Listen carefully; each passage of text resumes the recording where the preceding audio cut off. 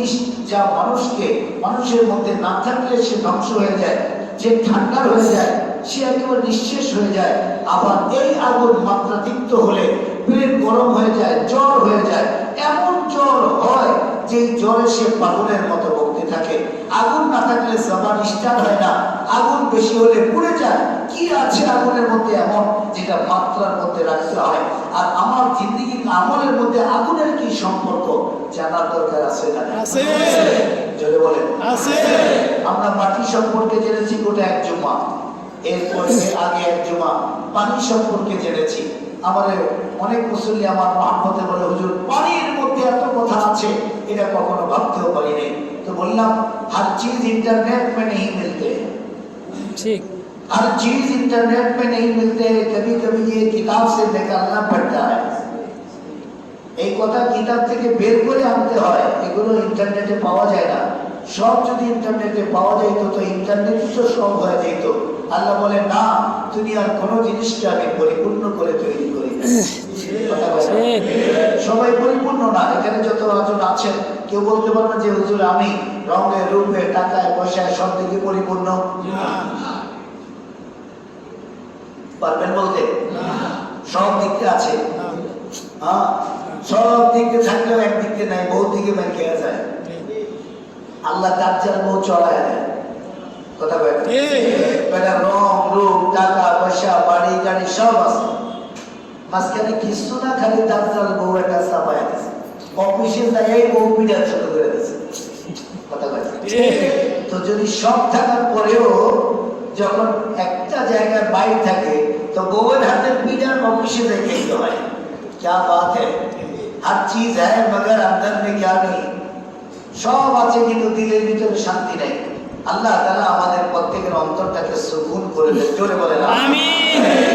ওয়াবারাকা কুলুবানা বিতিলাওয়াতি ইবাদার রহমান। আল্লাহ তাআলা তার কালামের নূর দ্বারা আমাদের অন্তরকে শান্তি করে দেন, জোরে সরে আমিন আমিন। আল্লাহ তাআলা কালামে পাকের মধ্যে তার প্রশংসা করতেছেন। আমাদের মালিক আল্লাহ, আল্লাহর প্রশংসা যদি আমি না করি তাহলে আমার জীবনে কি আছে? আমাকে আল্লাহর প্রশংসা আগে করতে হবে। বলে কার প্রশংসা? এই ভাই তসবিহ বন্ধ করুন, आप क्यों नहीं सकते? اللهم صل على محمد وعلى آل محمد। তসবিহ পড়লে বয়ানরত অবস্থায় আপনি দুটার একটারও সওয়াব পাবেন না। দুনিয়ার সব মুখে জিজ্ঞাসা করবেন আপনারা কেন ডিস্টার্ব করেন, ইঙ্গিতে বুঝতে হয়। আল্লাহুম্মা সাল্লি আলা মুহাম্মাদ ওয়া আলা আলি মুহাম্মাদ। সামনে বসবে যারা বসেন, এই জন্য সামনে যারা বসবে তাদের মোটামুটি ইমানি স্পিড খুব ভালো থাকা লাগবে, রাগ করবেন না। আমি আপনার বিচারদার, আপনার সাথে আমার কোনো দুশ্মনী নেই। সামনে কমপক্ষে ইমাম সাহেবের পিছনে এমন লোকগুলো বসা উচিত যাদের ইমামতির ন্যূনতম যোগ্যতা আছে। ইমাম সাহেব কোনো কারণে ফল করলে সে যেন নামাজ পড়াইতে পারে। এই জন্য মুয়াজ্জিন সাহেব একজন পিছনে রাখতে হয়। কেন? এই জন্য রাখতে হয় যে ইমাম সাহেব যে কোনো মুহূর্তে আযান সালাম আপনাকে দিতে পারেন কি পারেন? আমাকে আল্লাহ তাআলা সিজদা অবস্থা দিতে পারেন কি পারেন? আরে যদি দিয়ে যায় তো ভাগ্য, কথা বলে না, সিজদা অবস্থা দিলে তো ভাগ্য। এটা ঘটলা আমার উস্তাদ মরহুম রফি সাহেব রহমাতুল্লাহ আলাইহি আওলাদ হোসেন মার্কেট মসজিদের খতিব ছিলেন, আওলাদ হোসেন মার্কেট মাদ্রাসার মুতাবিব ছিলেন। রফিক সাহেব রহমাতুল্লাহ আলাইহি অনেকে চিনেন পুরান ঢাকা, নতুন ঢাকায় ফার্মগেট আওলাদ হোসেন মার্কেট তেজকুড়ি পাড়ার সামনে, পুরান এয়ারপোর্টের সামনে হযরত খুতবারত অবস্থা দুনিয়া থেকে চলে গেছে, খুতবা দিচ্ছেন। তা আমি মনে বললাম, তখন তো আমরা মোটামুটি ছাত্র, তা বললাম যে হুজুরের জবাব দেওয়া সহজ হয়ে গেল। আজরাইল সন্তান নবীর এসে জিজ্ঞাসা করবে যে তোমার রবকে, জিজ্ঞাসা করবে কি করবে না? তো বললে আজরাইলে ডাকো। বলে আজরাইল নিয়ে কি কাজ বেটা, আজরাইল তো একবার যা নিছি আবার নিবো নাকি? কটা ডাকেন নি, আগে ডাকেন, আমাদের কোন থেকে আনছে আগে এটা জিজ্ঞাসা। তো আজরাইল আমরা ভাবতাম আর কি, এটা আমরা নিজেরা নিজেরা আলোচনা করতাম যে হুজুরে আজরাইলের যে মুনকার নকির দিকে প্রশ্ন করলে তো মুনকার নকির তেমন কিছু তো বলতে পারবে না, মুনকার নকিরে বলবে বা একটু আজরাইলে ডাকো। আমি যখন মালিকের কথা মানুষের কাছে বলছিলাম তখনই তো আমাকে নিয়ে আসছে। তো আমি যেই মালিকের কথা হাজার হাজার মানুষের কাছে পৌঁছে দিচ্ছিলাম, সেই মালিককে আমি এখানে বলে কি কইরা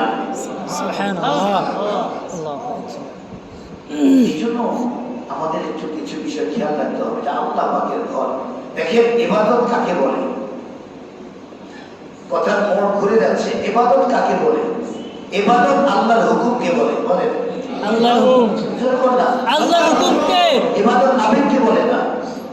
খেয়াল করে বুঝেন, ইবাদত আবেগকে বলে না। মানে আমার একটা আবেগ আসলো, আমি এটা করলাম, এটা ইবাদত না। ইবাদত আল্লাহর গোলামীকে বলে, হুকুমকে বলে। ইবাদত যদি আবেগকে বলতো তাহলে আমি সবে সাথে হওয়ার পরে এক লোকমা খাইতে পারতাম। ইবাদত যদি আবেগ হইতো তো সবে সাথে হওয়ার পরে এক লোকমা খেতে পারতাম। ইবাদত যদি আবেগ হইতো তাহলে আমি সূর্য ডুবার আগেও একজন পানি পান করতে পারতাম। কিন্তু এটা চলবে না। আল্লাহ বলছে বন্ধ বন্ধ, আল্লাহ বলছে শুরু করো, যদি শুরু না করে রোজা বাতিল হয়ে যাবে। ঠিক। সুতরাং আর ইবাদত মূলত আল্লাহ পাকের হুকুমের নাম। বলেন ইবাদত কার নাম? আল্লাহর নাম। জোরে বলেন আল্লাহ তাআলার নাম। गुलामी, इबादत गुलामी को कहते हैं। इबादत गुलामी के बोले तो মনিব যা বলবে গোলাম তাই তাই মানবে, যেইভাবে বলবে সেইভাবে মানবে, যখন বলবে তখন মানবে, যে অবস্থায় বলবে সে অবস্থায় মানবে। এটার নাম হলো গোলামি। আবেগ দিয়ে চলবে না, আবেগ দিয়ে চলবে না। যদি আবেগ দিয়ে চলতো 3 টাইম নামাজ হারাম ছিল। ভাই কথা বল, আপনারা সব বিবেক মানে জানেন। আমি একটা ছোট্ট মানুষ, সবাই দুনিয়া চালান আলহামদুলিল্লাহ। কেউ ব্যবসা, কেউ বাণিজ্য, কেউ নকরি, কেউ চাকরি, কেউ কারখানা, কেউ ফ্যাক্টরি, কেউ মহল্লা, কেউ এলাকা, কেউ দেশ। চালান কি চালান না? আলহামদুলিল্লাহ। এবার বলেন তো আসলে যদি তাই হইতো তাহলে 3 টাইম নামাজ পড়া হারাম। 3 টাইম নামাজ পড়া হারাম। আল্লাহ বলে তোর সিজদা আমার দরকার নেই। জি কথা বলে তোর সিজদা দিয়ে আমি তোরে দামি বানাইতেছি, আমি দামি হচ্ছি না। ঠিক। কথা বলে তোমার সিজদা দিয়ে তুমি দামি হচ্ছ, তোমার রুকু দিয়া তুমি দামি হচ্ছ, তোমার তোমার কিয়াম দিয়া তুমি দামি হচ্ছ, তোমার সুবহানাল্লাহ দিয়া তোমার আখের গোছানো হচ্ছে, তোমার আলহামদুলিল্লাহ তোমার আখের গোছানো হচ্ছে। এই যে এখানে কথাগুলো বলতেছি আল্লাহর একত্ববাদের কথা, আল্লাহর কসম এক একটা কথার বিনিময়ে 1 বছর নফল ইবাদতের সওয়াব দেওয়া হচ্ছে। সুবহানাল্লাহ। बात कुरान से करो और कुरान से सुनने का इस्तेदाद पैदा करो। কোরআন থেকে কথা বলা উচিত আর কোরআন থেকে শোনার যোগ্যতা অর্জন করা উচিত। যে কোরআন থেকে শুনতে হবে এই অভ্যাসটাকে বানানো দরকার আছে না নেই? আছে। হ্যাঁ হ্যাঁ, এই জন্য বলছিলাম যে আসলে ইবাদতটা কি? ইবাদতটা মূলত আল্লাহর হুকুম, গোলামি। এখন মনিব যা বলবে তাই, আবেগ দিয়ে চলবে না। আবেগ দিয়ে, হ্যাঁ আবেগ থাকতে হবে, তবে শুধু আবেগটা ইবাদত নয়, আর ইবাদত আবেগ নয়। ইবাদত হলো গোলামি। গোলামি বলে আল্লাহ বলছে করো তো তার করতে হবে, আল্লাহ বলছে করো না তার করা যাবে না। আল্লাহ বলছে পড়ো তার করতে হবে, আল্লাহ বলছে পড়া যাবে না, এই জন্য পড়া যাবে না। এই জন্যই তো নামাজ শুরু হইলে প্রথম তাকবীরকে বলে তাকবীরে তাহরিমা। ঠিক। তাকবীরে তাহরিমা। একবার চিন্তা করছেন এত নাম থুইয়া তাকবীরে তাহরিমা কেন হলো? দিশা এত নাম থুইয়া তাকবীরে তাহরিমা কেন বলে? কারণ হইল তুই যখন আমার সামনে দাঁড়াবি, আমার সামনে, তখন গোটা দুনিয়ার সাথে সম্পর্ক বিচ্ছিন্ন করে দেওয়া তোমার জন্য জরুরি। তুমি আমার সাথেই কথা বলবা, অন্য কারো দেয়ার চিন্তা চেতনার কথা বলা হারাম তোমার। ঠিক। হারাম। এই তাকবীরের পর থেকে সালাম পর্যন্ত তুই আমার। ঠিক। এই তাকবীরের পর থেকে সালাম পর্যন্ত তুমি আমার। আমার গোলাম, আমার সামনে আছো। সুতরাং তোমার এই তাকবীরের পর থেকে সালাম ফেরানো পর্যন্ত আর কারোর সাথে কথা বলতে পারবো না, কারো চিন্তা করতে পারবো না, কারো ব্যাপারে আলোচনা করতে পারবো না, কারো ব্যাপারে হিসাব করতে পারবো না, কারো ব্যাপারে কথা বলতে পারবো না। কিচ্ছু হবে না, কিচ্ছু পারবো না তুমি। শুধু পারবা যা হবে আমার গুণগান, যা হবে আমার কথা, যা হবে আমার সাথে বাদ, যা বলবি আমাকে খুলে বলবি, যা বলবি দিলের কথা সব আমাকে খুলে বলবি। আমি জানি তোর দিলে কি আছে, তারপরও জাতিকে সাক্ষী তো রাখতে হবে, ফেরেশতাদেরকে সাক্ষী রাখি। তুমি খালি জবান দিয়ে বলো কিরামান কাতিবিন লিখবে আর আমি তোমার গুনাহকে মাফ করব। সুবহানাল্লাহ। এই হলো আল্লাহ। এই জন্য আল্লাহ তাআলার হুকুম মানার জন্য আমরা 100 চেষ্টা করব তো ইনশাআল্লাহ। ইনশাআল্লাহ। আল্লাহ তাআলা তৌফিক দান করে। আমিন।